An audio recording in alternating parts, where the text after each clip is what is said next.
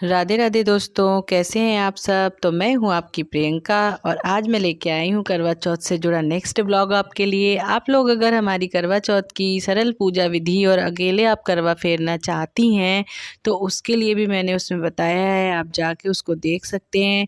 और इस ब्लॉग में मैं सिर्फ करवा चौथ की व्रत कथा कहूँगी, ताकि अगर आपके पास अगर कोई भी उपलब्ध नहीं है इंसान व्यक्ति बोलने के लिए, तो आप इसको फ़ोन में चला के पूरी कथा का आनंद ले सकते हैं। तो चलिए शुरू करते हैं करवा चौथ की व्रत कथा।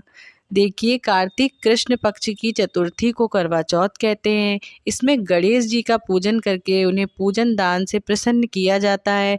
परंतु विशेषता यह है कि इसमें गेहूं का करवा भर के पूजन किया जाता है और विवाहित लड़कियों के यहाँ चीनी के करवे पीहर से भेजे जाते हैं। वैसे तो करवा चौथ के लिए मम्मी लोग भेजती ही हैं सब कुछ। हाँ, तो करवा चौथ की व्रत कथा शुरू करने से पहले आप लोग हाथ में फूल और अक्षत ले लीजिए।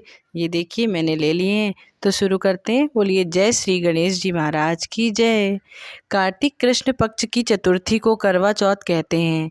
इसमें गणेश जी का पूजन करके उन्हें पूजन दान से प्रसन्न किया जाता है। परंतु विशेषता यह है कि इसमें गेहूं का करवा भर के पूजन किया जाता है और विवाहित लड़कियों के यहाँ चीनी के करवे पीहर से भेजे जाते हैं। जैसा कि हम सभी के यहाँ है, हमारे मायके से या पीहर से सामान आता है करवा चौथ व्रत के लिए, सभी के यहाँ आता होगा। तो ये देखिए मैंने भी सब पहन रखा है, ये सब आया हुआ है। तो करवा चौथ का पूजन विधि देखिए। इस दिन व्रत करके पटरे पर जल का लोटा भरकर रख लें। फिर बायना रखने के लिए खांड या मिट्टी का करवा लें और ढक्कन से चीनी भर लें। उस पर 1 रुपया रख के रोली चावल गुड़ आदि से श्री गणेश जी का पूजन करें।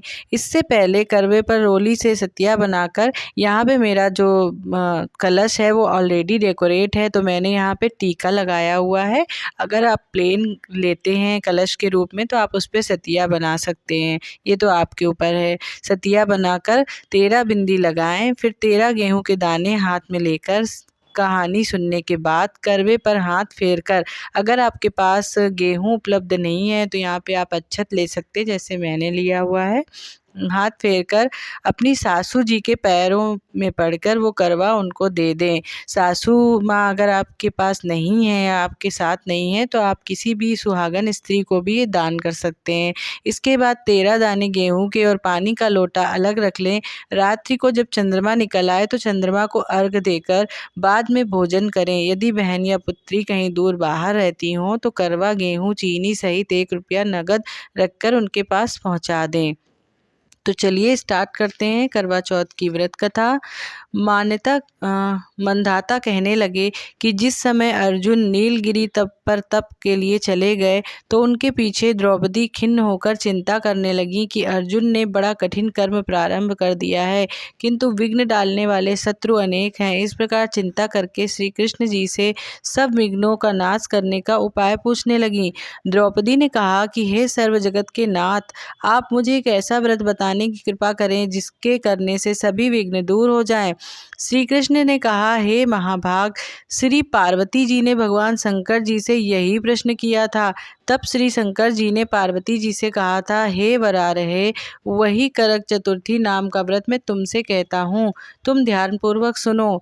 यह सब प्रकार के विघ्नों का नाश करने वाला है। श्री पार्वती जी ने कहा कि हे भगवान, यह करक चतुर्थी का व्रत कैसे किया जाता है तथा उसका विधान क्या है?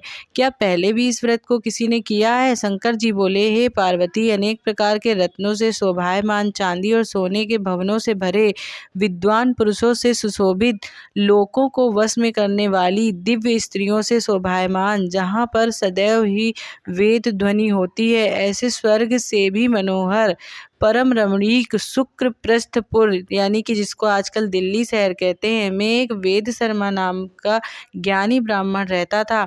उसकी पत्नी का नाम लीलावती था। उसको महापराक्रमी 7 पुत्र और संपूर्ण सुलक्षणों से युक्त वीरवती नाम की एक कन्या उत्पन्न हुई। उसकी आंखें नीलकमल के समान और मुख चंद्रमा के समान था।